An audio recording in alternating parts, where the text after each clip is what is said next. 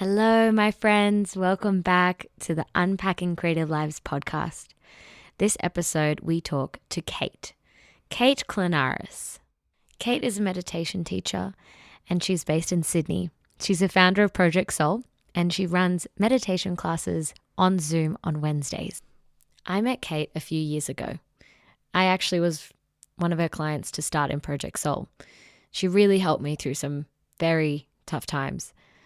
But separate from that, I just love her story. She's got a hustle heart, as I'd like to call them now, hustle hearts. I think we should put that as a hashtag.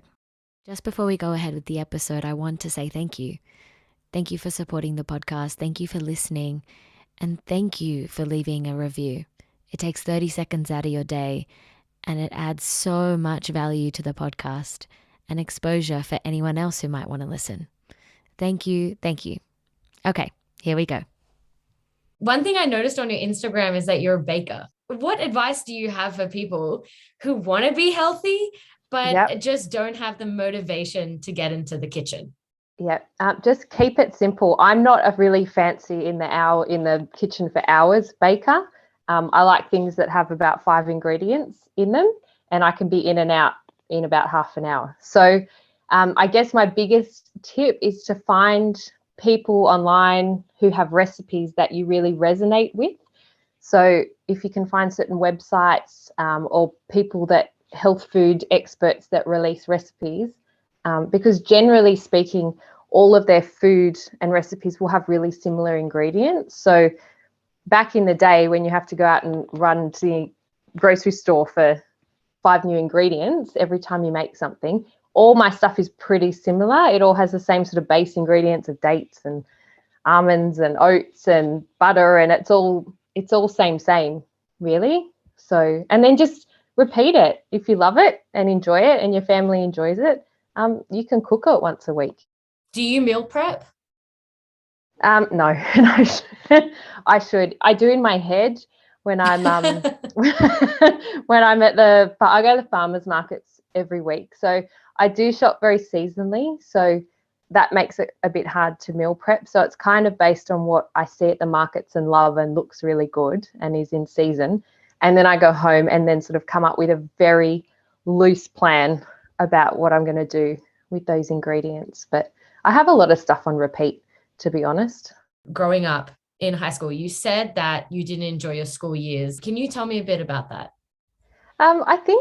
I think just from the get-go of school, I just never really felt like I belonged, I suppose. And now I sort of am exploring all of these different education options and things. Now I'm having kids. I just look at all of the Montessoris and the Steiners and I just think, oh, I would have thrived in models like that. But I just think the traditional system just wasn't for me, wearing a uniform every day and being told what to do. And it just, I don't know. And I think there was a real lack of belonging. I just never really felt like I belonged there. And when you're forced somewhere for 5 days a week for, gosh, how many years are you at school for? 13 or something ridiculous. It's a really long time. So I got through it. And I had friends along the way, but I always knew it wasn't where I was meant to be. So I just knew I just wanted to leave so I could just get out into the world and find where I belonged and found what I wanted to do. And yeah, so it was pretty much survival for while I was there, which is probably the case for a lot of people. I think so. I think the reason why I wanted to touch base is because I think a lot of creatives may feel the same way, in this sense of frustration. And it definitely does reflect the education system and how you've been nourished and fostered. And you mentioned you're a mother of 2 soon. Too soon. one and a bit at the moment. 1.5. Yeah. And I remember when we met a few months after I moved to Canberra in May this year, we were at a park and it was you and your baby boy. And I met you and you didn't have your phone on you or anything. You looked a bit tired, but not in a frustrated tired, just in a relaxed, tired almost, like here we are, this is it. And you were watching your child with such grace and so focused and present with him. It was really nice being around that. It just felt very calming to be around that. I was like, that's a lot of attention. How important is motherhood to you? Oh, it's so important. It's the biggest job ever. And I think you can research and read and do all of the things before you have a child, but nothing ever really prepares you. I made a decision quite early on that when I was going to launch myself into motherhood, um, I was just going to be all in. So I wanted it to be my number one job, and I wanted to be there every day and enjoy it. And it's a ride and a half. Yeah, and presence is the thing. I want to be there, to watch him grow and watch all those little changes every day, and be that person for him. So yeah, and it is what you make it, I think. You chose home birth as well. Can you walk us through that day or two that you went through? Absolutely, yeah. Well, did you want to know why I home birthed, or do I you just would, want to jump straight into it? you take me wherever you want to go. I'm here with you. Well, I guess that most people's curiosity is around why, like how did you even get there, and why do you do it? And the biggest thing most people say to me, oh my gosh, you're so brave. You're so brave to do it at home. And I just say to them, I think you're so brave to go to a hospital and birth your babies. Hats off to you, because I couldn't do what you do. So yeah, very, very early on in my pregnancy, and I was looking for all of the different options. And I think things change over the years too. So at the moment, if you birth in a public hospital, it's like schools, it's catchment. So you don't have a choice about where you go. So I originally wanted to go somewhere else, to a birthing centre, because I'm not 100% in the Western medicine model, for anything. And then when I found out I couldn't, that really turned things upside down, and I really had to start looking at all my different options. I just started looking and watching documentaries, and Anth, my husband, and I watched The Business of Being Born. That was pretty much it for us. And it was actually Anth who was on board first, and he just looked at me afterwards and went, well, that's it. That's what we're doing. We're home birthing. When you told me that you were going to do home birth, I was so excited and scared. And there are some people who have faced negative experiences. Either they know someone or they themselves have gone through it, through home birthing. And I guess my question is, did you face any negative pushback, and how did you handle it? I did. It wasn't, I guess, pushback. It was quite surprise from people, and it was fear. I didn't know anybody. I've never met anyone that's home birthed. So I found from my experience that people's fear came from their own hospital births, or people that they know who had a really negative hospital birth.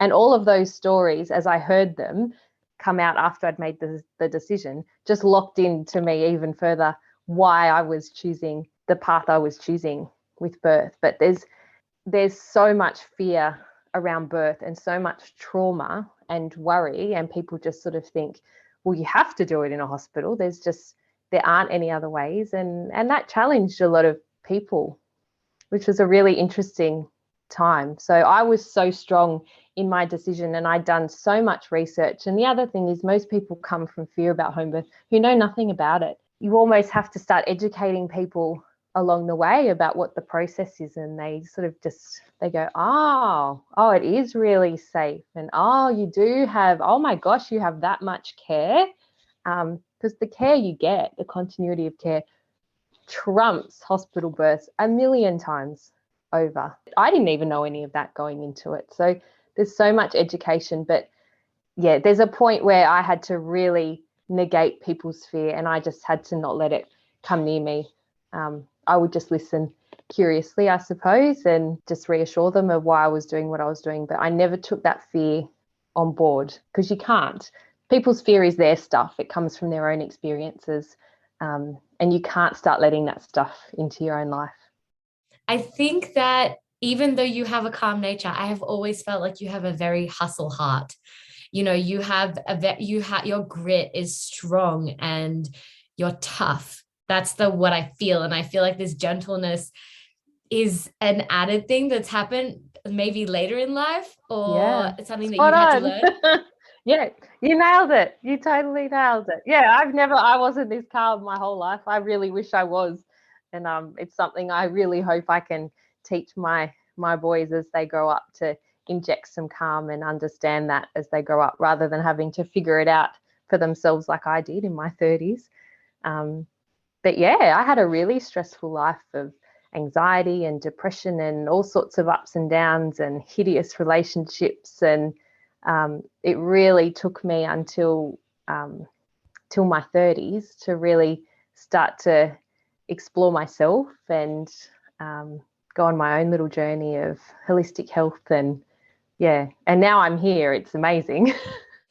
But I think that hustle is so important, and pain and suffering is essential for you to get to where you are. Unfortunately, it's necessary. One thing I've learned recently in the last year is that all I need to know is the next step.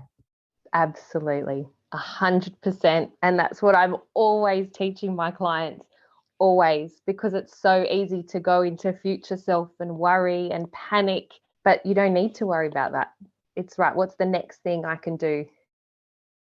I want to talk about hospitality. I truly believe the greatest life lessons come from working as a waitress. Oh my gosh, absolutely. You just learn everything you need to know about life, and you can pretty much transition into any career path at all after you've worked in hospitality, especially if you're running your own business. That customer contact or client contact that you have, that you learn in your hospitality days, is just gold. The years that you were single. Oh gosh. What was solitude like for you during that time? What did you learn during that time being on your own? Yeah, solitude is, I love solitude, and I'm an introvert down to my core. I become extroverted when I need to, or when I'm passionate about something, but most of the time I'm happy to be in my little cave, which is why I live by myself most of the time. I loved it. Life was just all about me, and I think that's awesome to have before you have kids, because once you have them, that's it. Life's not about you anymore. But yeah, but then there was terrible loneliness. The biggest challenge, I think, was when all of my friends were meeting their life partners, and so I was going to weddings all of the time, and I was starting to have kids, and I wasn't there. And there came a point where I really wanted to be there, and I couldn't. You can't go and find your soulmate when you just go, okay, I'm ready. So yeah, there are a few really tough years. Anth came into your life before all those single years, and then he came back around. And tell me, what was the difference this time around? I think in our early 20s, when we were dating for a year and a half, we were just young. We had so much fun together, and we still talk about all of our memories, but it was never going to go down the life partner track back there. So I suppose meeting, I think it was 7 years later, we're both just grown up a lot, I suppose, and we were ready for each other, and we were sure. I think that was the biggest thing. We were 100% sure that we were meant to be together, because all during that 7 years, on and off, both of us admit we were still thinking about each other. No one quite measured up to the connection that I had with him. We talked about your home birth and how people were saying that you're so brave to do it, but then you would say you're brave to go into a hospital because I couldn't do that. And that reminds me so much of how people who are quote unquote going against the grain are not. They just can't physically do what is supposed to happen. And it makes me think about how you do go against the grain by default. You have your own studio retreat and your backyard that you created and built. You had your wedding in your backyard and your reception in your backyard. You birthed your child in your retreat studio. Your interior home space is incredibly unique. It doesn't seem like you've ever really been with the status quo. And that's not from deliberately going against the status No, quo. that's not for being a rebel, because I'm totally not a rebel. I'm totally a goody two shoes.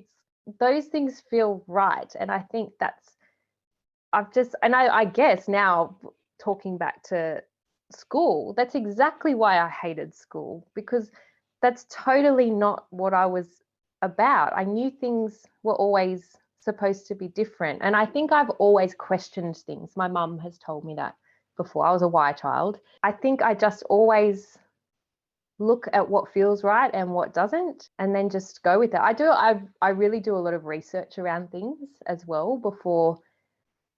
So there's a balance, I guess, of intuition and what doesn't feel right normally is where it starts. Like, no, I don't want to do that. No, I don't want to work 9 to 5 for somebody else. No, I don't want to birth in a hospital. And then I go, okay, cool. So what are my options? So then I sort of deep dive into what my options are. And then it's my intuition that takes over, that goes, that feels right. That's what I want to do. When you talk about what feels right, it makes me think about Martha Beck's book. She said in her book that integrity feels in the body like relaxation. And what does feeling right feel in your body? For me, it's like that pit of the stomach soul feeling, and I just know it when I know it. And I work with that with things that also don't feel right. So sometimes I need to test it. And when something doesn't feel right, I feel that in my heart, and my heart starts to speed up, and I feel a bit yuck and a bit sick. I'm so glad you mentioned what doesn't feel right, because I think that can navigate enough. It takes a lot of practice and learning about what does feel right. Like intuition, we're born with it, and then it's smacked out of us. And then you really have to deep dive yourself to find it again. Finding that feeling is really challenging. And it's something I work with my clients with. But yeah, to start with, because everyone knows what doesn't feel right when they start to look for it. You posted a photo of a book and the message of the importance of being fully responsible for your life. So that's fully mind, body, and spirit. And so could you tell me more about that? What does it mean to be accountable of your suffering instead of seeking help during a time where only you can help yourself? Things happen to you in your life that maybe other people cause, and everybody experiences that, from mild to totally traumatic. At the end of the day, it's your life. You really have to get a handle on it and find what works for you. I always sort of go by the philosophy of not regretting something. I don't want to look back in years to come and go, oh, I really wanted to do that, and I was too scared, or it just wasn't the right time, or whatever it is. So that kind of helps me navigate things. But it really is up to you. And even when you do seek help, which is so important, seeking the right people that resonate with you and who are like-minded to help you through your journey, you still have to do all the hard work. So it's not just a matter of trying to just pay somebody and offload all your problems and then you feel better. You still have to do the nitty-gritty if you want to sort of come out the other side and enjoy your life and make the right decisions. You studied interior designing, and then you started your man cave interior designing company. I'm curious to know about how space matters to you and your spirit. Well, your space is yours. It's where you spend all of your time, and it's such an energetic thing, without getting too woo-woo. If you live in a crowded, cramped, cluttered place, it's a reflection of your mind. How you want to live has to be reflected in what your space looks like and feels like. That's not where I started off in interior design. I just wanted to make things beautiful, and I just loved furniture and lighting and and transformation. What is your approach to meditation? It's really relaxation based. So it's not, and it's really, for me, the foundation is really stress management. So it's the meditation I learnt and I've been trained in. It's not attached to any particular religion or philosophy. And all of those, there's a million different types of meditations out there, depending on which direction you want to go. I suppose I wanted to create something that's for anybody. So I really just wanted to create something for the everyday person who gets stressed and worried and anxious, a place for them to come and just breathe and just resonate and relax and learn techniques for themselves. So it's not just about attending a class every week. It's hopefully learning some techniques that can be used when you've got road rage, or when you're getting really frustrated in the supermarket line behind someone really slow, or there's someone in your life that's really irritating you, or anything, absolutely anything, or you're just cranky, or you're tired, or your body hurts and you just want to kind of explore that. So it's I guess my meditation is really about connection to self, to mind, body and soul, but it really is about relaxation. Last week when we did the meditation, I felt a color in the heart chakra. I saw a color and I saw green. Wait, no, did you say green? I said green. You said green. Okay. So I thought that was really cool because I actually thought about that a few days later. And I wonder why you brought color into the meditation. Because everybody experiences meditation really differently. Traditionally, chakra meditations, it is attached to colors. So traditionally, that's what you use. But people are really visual in different ways. So it's really nice. And there's some people that might not have been able to see that color at all. And that's totally okay. It's just sort of there for if it resonates with people. Some people might not be able to visualize and see something in their mind, but they might be able to feel it in their body. They might be able to hear or smell and have different sensory experiences within that one meditation. And everyone experiences it differently. So it gives people options of what they can, I guess, tap into and concentrate on. How important is community in a very physical sense in your local community versus community on social media or across the world? Well, gosh, that's changed a lot lately, hasn't it? Because up until recently, I would have said, oh, it's all about face to face and it's all about that connection in person. And it's actually not the case. And to be very honest, I was so resistant to online meditation classes. It kind of is what you make it. So once you kind of get out of that headset of resistance, we're human beings. We're designed evolutionary to be in contact with each other. That's how we exist and have survived so long. And I would never have thought that meditation and working with my clients would have worked over Zoom, but it does. You just make it work. What are you most excited about? Getting out of lockdown and seeing those friends again. Yeah. Kate, thank you so much for coming on the podcast. You helped me during a time when nobody else knew what I was going through. And when I still, till this day, it was the worst year of my life. And you saved me and brought me back. And I am forever grateful and so thankful that you showed up exactly how you are for that time. So thank you so much. Thank you for finding me and reaching out. It was meant to be. All of these experiences I was here doing what I was doing, and you knew what you needed and you felt that resonation. That resonated with me. So it was just divine timing and a lot of work on your part. So hats off to you too. You came out of that year because of all the hard work that you did. Thank you for coming on the podcast, Kate. Thanks for having me. All right. What did you think? Great, right? Ugh. Tell me, do you agree? Do you disagree? What do you agree or disagree about? I want to know everything. Just let me know on Instagram at I am Banipreet. Or you could leave a comment on our YouTube channel. I'm right there where the conversation's at. And you've heard it here first. #HustleHeart.